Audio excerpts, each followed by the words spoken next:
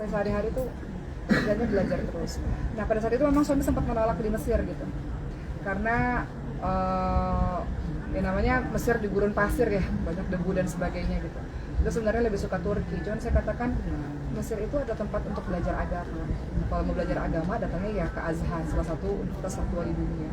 Saya mau belajar agama, tapi akhirnya setelah komunikasi, setelah berdiskusi, setelah bolak-balik ke Mesir, akhirnya beliau setuju. Alhamdulillah juga ada rezeki dari Allah, beliau setuju, akhirnya mengizinkan kami untuk ke Mesir. Tentu banyak rencana kami selama di Mesir, tidak hanya soal pendidikan, tapi soal bisnis yang akan dijalani juga gitu. Supaya bisa hidup lah di Mesir sana insya Allah. Sebenarnya nggak jauh berbeda teman-teman semua. Ketika saya di Mesir, saya tetap bisa pulang ke Indonesia gitu ya, untuk melakukan berbagai macam kegiatan untuk sementara waktu. Jadi saya pikir ini bukan pergi nggak pulang-pulang gitu ya. Keluarga saya, bisnis, pekerjaan, pesantren semua masih di Indonesia. Jadi dalam beberapa bulan pasti pulang pergi. Terus selama ini saya safari dakwah juga kan teman-teman semua. Safari dakwah itu kan juga naik pesawat ke Papua 4 jam gitu, habis itu pulang lagi ke Indo. Jadi terbang itu bukan hal yang baru gitu, karena sudah belasan tahun saya melakukan itu. Bedanya ya keliling Indonesia aja gitu naik pesawatnya, itu nggak beda sih saya pikir dengan kita terbang ke sana.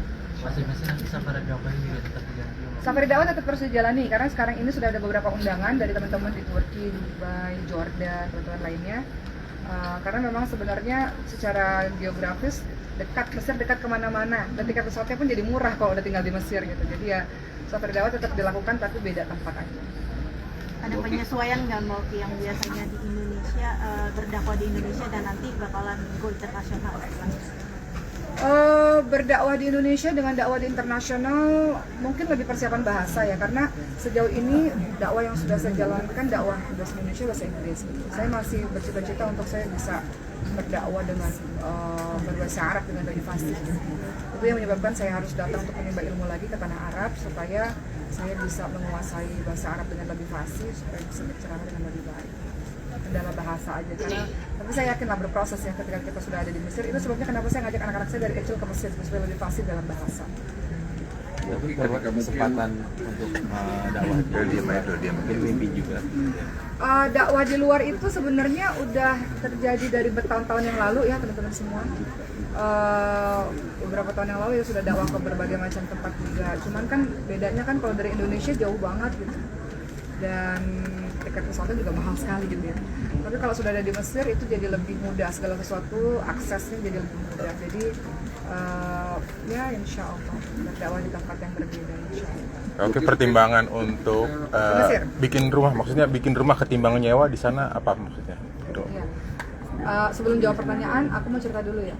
Teman-teman kalau ingat 16 tahun lalu saya pernah main film Ketika Cinta Berkasih. Yeah. Jadi film tersebut saya memainkan atau memerankan karakter seorang pelajar Azhar, namanya Ana Al-Tafudis. Saya main film tersebut 4 tahun lamanya, karena setelah film ada sinetronnya lagi. Jadi bagaimana karakter itu merasuk pada diri saya. Ketika pertama kali saya memerankan karakter tersebut menjadi pelajar Azhar dan kuliah di Al-Azhar Mesir 16 tahun yang lalu, itu saya pernah berkata kepada Allah, saya pengen sekolah di tempat ini satu hari nanti. Dan setelah 16 tahun kemudian akhirnya bisa sekolah di tempat itu. Tentu nggak mudah ya teman-teman semua untuk orang seperti saya dengan umur yang sudah tinggi gitu ya, bisa sekolah di Al-Azhar. Itu perjuangannya nggak mudah. Saya harus masuk, saya harus cerita dulu bagaimana proses saya bisa masuk kampus tersebut. Saya harus masuk dulu Ma'had Kibarusin namanya. Jadi untuk orang-orang yang usianya 30 tahun ke atas, dia harus masuk sekolah khusus dulu untuk mempelajari berbagai macam pendidikan agama Islam. Setelah itu harus lulus dulu bahasa dengan 6 level bahasa, habis itu dengan ujian lagi. Jadi ujiannya banyak, berlapis-lapis gitu. Ujian dengan ujian persamaan, di mana di sana seluruh ya, pelajaran agama Islam dihadirkan di situ sampai akhirnya dinyatakan lulus. Jadi persiapan saya untuk bisa lolos ke Azhar Mesir itu butuh waktu 3 tahun ya teman-teman semua. Jadi bukan tiba-tiba langsung lulus di Azhar, itu enggak, butuh waktu yang cukup lama, persiapan ilmu, persiapan bahasa untuk bisa pada akhirnya ke sana, persiapan finansial, persiapan mental untuk akhirnya bisa ke sana. Kemudian di sana juga sebelum kami datang ke sana, memang sengaja dibuat pesantren tahfiz dulu di sana supaya saya nggak hidup seorang diri karena banyak kakak-kakak yang ada di sana. Kemudian untuk rumah kami cukup memberikan perhatian besar kepada rumah karena beberapa teman sudah mengatakan pokoknya kalau kami ke Mesir, para jamaah umrah ke Mesir, atau teman-teman lain ke Mesir, kita akan mampir ke rumahnya Oki. Jadi sama seperti rumah di Indonesia. Rumah di Indonesia kan tiap hari ada tamu terus gitu.